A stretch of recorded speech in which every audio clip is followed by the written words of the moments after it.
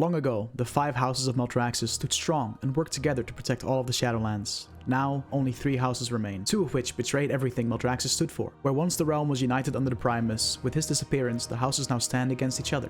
The House of Plagues was the first to fall, followed by the House of Eyes. The House of Plagues suffered because of the anima drought, and Margrave Stradama from the House of Rituals reached out to offer them help, but they lied and betrayed them. In the Primus's absence, civil war is surely on the horizon. Margrave Stradama confides her fears in me. Without anima, our work, and thus our power, has stagnated. The House of Rituals has offered to provide us with anima. Stradama and I both suspect duplicity, but our house is in no position to refuse. We must remain vigilant. I'm out of range. The House of Plagues, annihilated. Oh, where is Stradama? I must craft the potion. I must. Soon after, the House Necropolis exploded and Margrave Stradama fell. Or did she? As we travel through Maldraxxus, we meet Plague Deviser Marileth and help him create a potion for his Margrave. When we reach the ruins of the House of Plagues and summon the Margrave, we see the fate that befell her. She transformed into a slime monstrosity, and it will be better for the realm that we go into the remains of the house and put the Margrave to rest. As we enter the instance, we can see some skeletons running away and jumping off the cliff as they are being chased by a giant predatorial bird, to set the tone for the horrors we will face in this dungeon. Our first real test is the slime monstrosity called Glubgrog. Although the exact nature of the plagues and oozes disgorged by the House of Plagues fall may never be deciphered, the collection of slime and flesh that became Glubgrog will guard his treasure fanatically.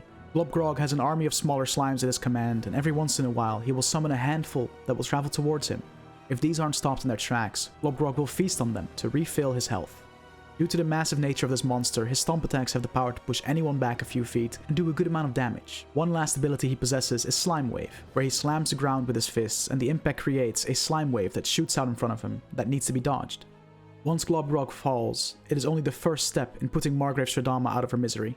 We proceed further and fight our way through disease-ridden constructs and slimes, and trying to avoid the bombing-rigged plague borers and slime tentacles in this gauntlet to reach Virilax Blightweaver and take him down.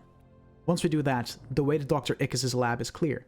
Dr. Ickes did not let the fall of the House of Plague stop his mad genius and deranged experiments, creating all sorts of different slimes and oozes that now roam throughout the area. Once we clear out the room, trying to avoid him as he is using his rocket backpack to jump around the lab from one table to the other, it is time to take him on head first.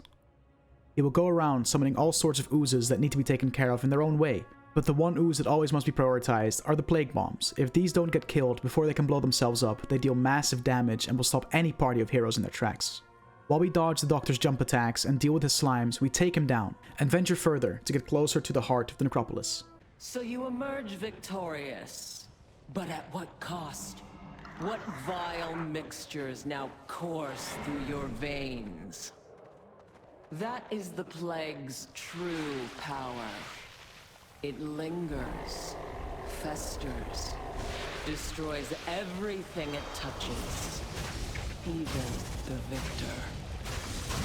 We travel through a large slime-soaked area, avoiding all the tentacles and monsters as best as we can, to get to Domina Venomblade. Had Akarek not been so foolish, had he reached out and seized the plague, the House of Eyes would still stand. I will correct his mistake. All will suffer, as the House of Eyes has suffered. Domina Venomblade strongly believes that the instrument of her revenge for the fall of the House of Eyes rests within Plaguefall, and will let no one, not even her former allies, stop her from achieving her goal, getting back at those who destroyed the House of Eyes. At first glance, it looks like Domina Venomblade came alone, but this is not true. Ambushing us from the dark are her brood assassins that will assist her throughout the fight and must be taken care of together with the smaller spiders. Other than that, the fight is very straightforward and we put her down. I need to target something first. Will be mine. Who trespasses upon the House of Plagues? Who seeks that which cannot be controlled? If you so desire this power, then come and claim it. And let it claim you. Now all that remains is entering the necropolis and finding Margrave Stradama to put her to rest. One final few groups of devoted, led by Iker Bileflesh, needs to be taken out, and then from a pool of slime in the center of the room, Margrave Stradama appears. And as we dodge her slime tentacle attacks, take care of her minions, we finally put an end to her madness, and put her out of her misery.